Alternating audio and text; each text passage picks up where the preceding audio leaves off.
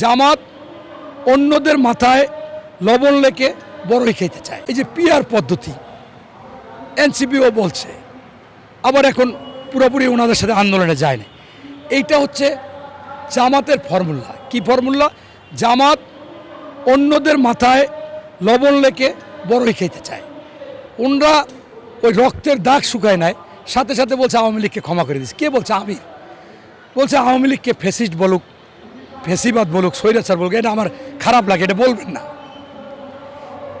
এরপরে ওনরা যাই 8ই আগস্ট বসুন্ধরা গ্রুপে দাঁড়াইছে জামাতের আমির, বলছে আপনাদের পাশে আছি।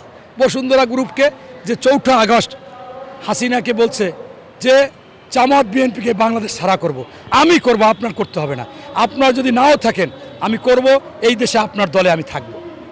তারে ওখানে যাই ক্ষমা করে দেয়। কেন দেয়? শুনছি 10-15 হাজার কোটি টাকা দিয়েছে। নাবিল গ্রুপের মালিকরে নিয়ে পিছনে বসাইছে। এনা পরিবহনের মালিক এনায়েতুল্লাহ, যে শেখ হাসিনার সাথে 50টা বক্তব্য দিয়েছে পাশে বসে, তারে ঢাকা 7 আসন থেকে মনোনয়ন দিয়ে দিছে। সেইখানে এখন ওখানে পোস্টারে 6 লাভ, এবং উনি মিটিং করে যে আমি কোনো দলটল করতাম না, আগে আমি ইসলামিক পন্থীর লোক, আমাকে ঢাকা 7 আসন থেকে দাঁড়িপাল্লায় মনোনয়ন দিছে। আমি সেদিন কোর্টে একটা হাজিরা দিতে গেছিলাম, এখনও আমরা হাজিরা দিই, যাই দেখি যে ওনার পোস্টারে 6 লাভ।